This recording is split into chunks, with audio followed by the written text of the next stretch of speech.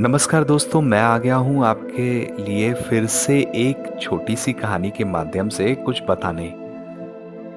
जिंदगी से कुछ जुड़े हुए सच को बताने जो आज की दुनिया में कहीं थोड़े धुंधले से पड़ गए हैं।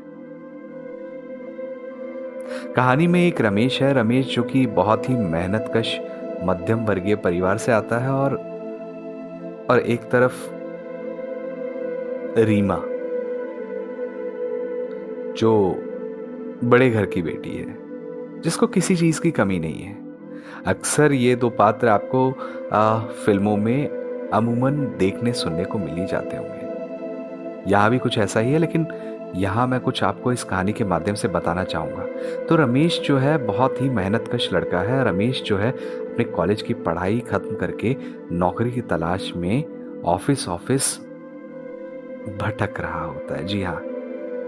और एक तरफ रीमा अपने पिता के बिजनेस में हाथ बटा रही होती है और बिजनेस को सीखने के लिए बहुत सारी कोशिश कर रही होती है। देखिए ना, रमेश भी अपनी जिंदगी को बनाने और सुधारने के लिए कोशिश कर रहा होता है और रीमा, तो दोनों में फर्क है। एक को कुछ बना बनाया मिला और दूसरे को बनाना पड़ रहा है। लेकिन रीमा ऐसी नहीं थी।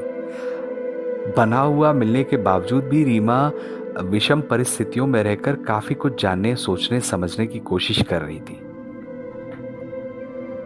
रीमा ने कॉलेज के दिनों में रमेश से बहुत गहरी दोस्ती की।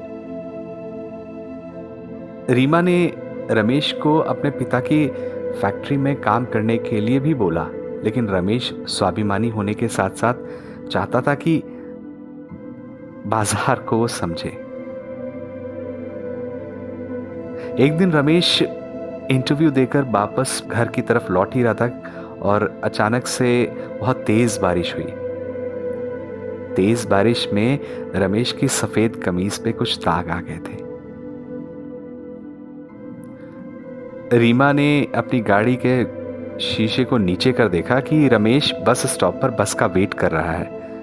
रीमा जानती थी कि रमेश कभी भी उसकी गाड़ी में नहीं बैठेगा, इसलिए रीमा ने कुछ नहीं देखते हुए उसके शर्ट पे लगे हुए उस दाग को देख लिया और समझ लिया कि अब शायद रमेश के पास इस सफेद कमीज के अलावा दूसरी कमीज नहीं होगी। दोस्ती कुछ अलग ही रूप ले रही थी। ये दोस्ती, उसमें रंग भरे जा रहे थे रीमा द्वारा।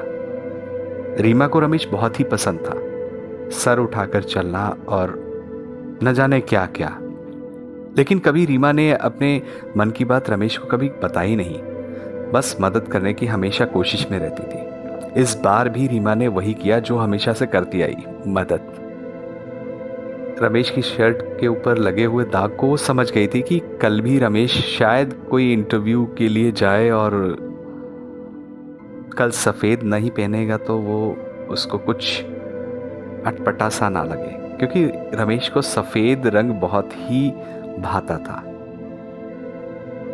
रीमा ने कुछ ना सोचते हुए उसके लिए एक सफेद कमीज बाजार से खरीद ली और उसको बहुत अच्छे तरीके से पैक करके रमेश के घर भिजवा दिया। जब तक रमेश घर पहुंचता, वो कमीज रमेश के घर तक पहुंच चुकी थी और उस पर साफ साफ उसके लिफाफे पर लिखा था कि किसी को कुछ ना कहें, बस ये रमेश के लिए रख दें। रमेश की मां समझ गई थी। तो बस इतनी सी है जिंदगी की। मदद कीजिए, आपको मदद करना आना चाहिए। जब आप मदद करेंगे ना, तो आपके अंदर एक अलग सी खुशी होगी, उमंग होगा। जीवन जीने का मजा ही दो गुना हो जाएगा। दो गुना तो बहुत कम कहा मैंने, लेकिन न जाने कई गुना बढ़ जाएगा।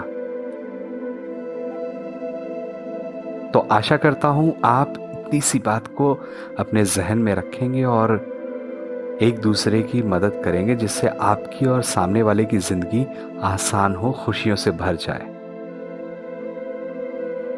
तो बस इतना ही ध्यान रखिए कि मदद कीजिए बस, और मोहब्बत कीजिए और मोहब्बत लुटाइए।